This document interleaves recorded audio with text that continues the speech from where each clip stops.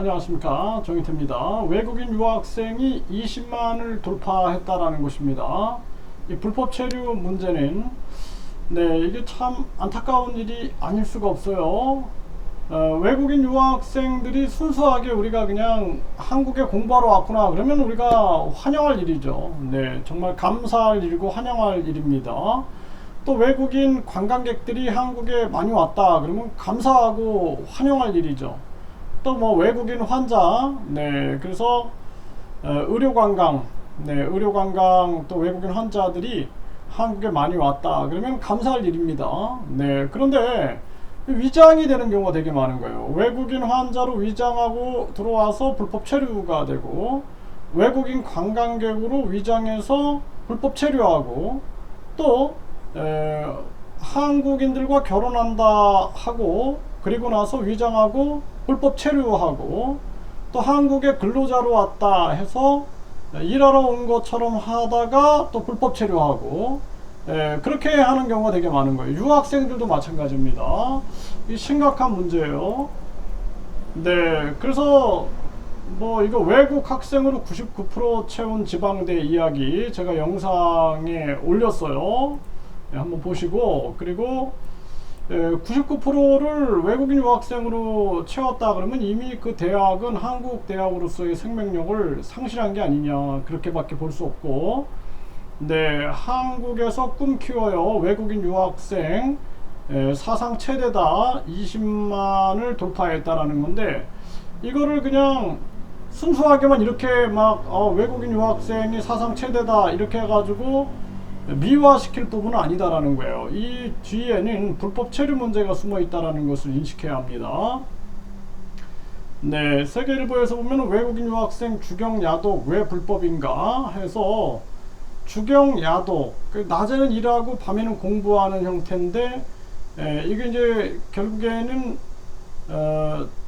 공부가 주된 건데 사실상 일하는 게 주된 게 아니냐 해가지고 이것을 지금 주경 야독하는 부분들을 금지시킨 부분이에요. 여기에 대해서 이제 비판하는 글을 쓴 건데, 이게 이제 법무부 입장에서도 사정이 있지 않겠는가라는 생각을 안 할 수가 없죠.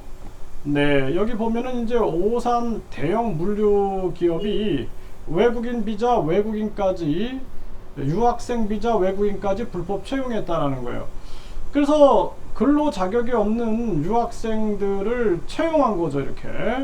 채용한 거예요. 불법 취업이죠, 불법 취업. 이런 문제가 생기게 되는 것입니다. 그러다 보니까 이러한 불법 취업 문제, 이런 것들이 문제가 되는 거죠. 이러한 부분들이 나타나게 되는 거고, 지금 근로 유학생을 도입하겠다, 매년 10,000명을 유치하겠다 그러는데, 그 이제 외국인 학생들이 사실상 이제 한국에 유학 오려면은 1년에 한 600만원 정도를 지불을 한단 말이에요. 뭐 기숙사 비용 플러스 한국어 학습 비용 해가지고 한 600만원 정도인데, 그러면 이제 한국에 와가지고 600만원을 투자하고 그리고 일을 하는 거죠. 이렇게 일을 해가지고 돈을 벌면은 최대한 자기가 이제 쓴 돈, 이러한 것들을 벌 수가 있는 거죠. 그러다가 나중에는 이제 불법 체류로 이어지는 경우가 되게 많죠. 그래서 근로 유학생을 모집한다 그러면은 10,000명씩 유치한다 그러면 대부분 뭐 미국에서 오겠습니까? 캐나다에서 오겠습니까? 이거는 주로 이제 개발도상국 국가에서 올 텐데, 이 국가의 학생들은 돈을 버는 게 목적이 돼서 불법 체류로 이어질 수 있다라는 거, 이걸 우리가 생각을 안 할 수가 없는 거예요. 코로나 이후 유학생이 늘자 불법 체류도 쑥 올라갔다라는 거예요.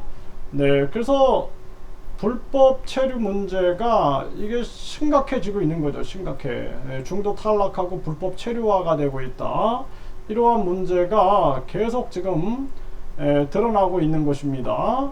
이런 것도 같이 얘기를 해야 돼요. 그러지 않고 뭐 한국에서 꿈 키운다 이런 식으로 얘기해 가지고 유학생들이 많이 오는 게 좋은 것처럼 미화시키는데, 사실상 이런 문제가 도사리고 있다라는 거예요.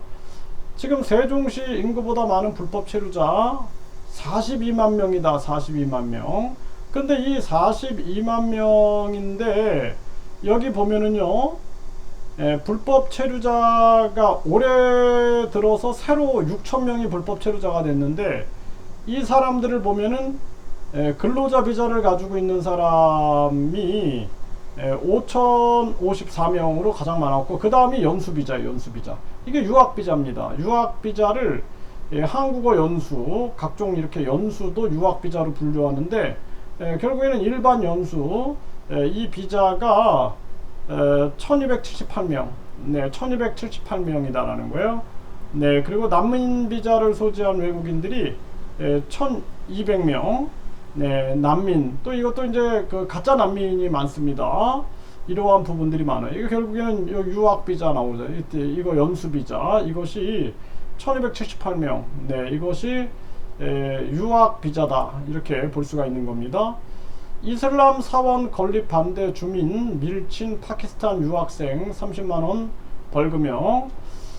네, 이게 이제 이슬람 혐오가 있는 게 아니라, 지금 유럽에서 이슬람교도가 이 교사를 참수하는 그러한 범죄, 또 각종 테러 범죄들이 많이 일어난 사실이 있다라는 거예요. 사실.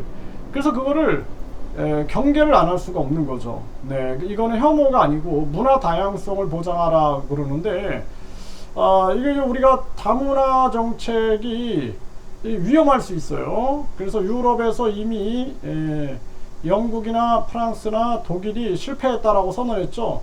그래서 우리는 한국어, 한국 역사, 한국 문화를 중심으로, 한국 중심으로 통합을 해야지, 무조건 다문화가 좋다 해가지고 뭐 이슬람 사원 짓고 뭐 힌두교 사원 짓고 뭐 해서 지어라 뭐 해가지고 나중에는 사회 큰 갈등의 문제, 그때는 해결할 수 없습니다. 왜냐하면 또 한국이 저출산 문제가 굉장히 심각해지고 있죠.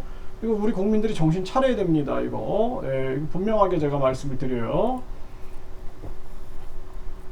네, 유학생 20만 명 시대다라는 거죠. 네, 지금 국내 정착을 유도한다. 법무부가 이렇게 나오고 있는데, 이거 굉장히 우리는 주의해야 한다. 그래서 유럽에서 다문화 정책이 왜 실패했는지를 우리가 면밀하게 살피지 않으면 안 된다. 이렇게 분명하게 말씀을 드리고요. 외국 학생으로 99% 채운 지방대, 이것도 우리가 진중하게 고민해 봐야 할 문제가 된다, 이렇게 말씀을 드릴 수밖에 없습니다. 네, 그래서 외국인 유학생 20만 명이 돌파됐는데, 이 불법 체류 문제가 심각한 문제로 대두되고 있다는 것을 우리 국민들이 분명하게 인식을 해야 합니다.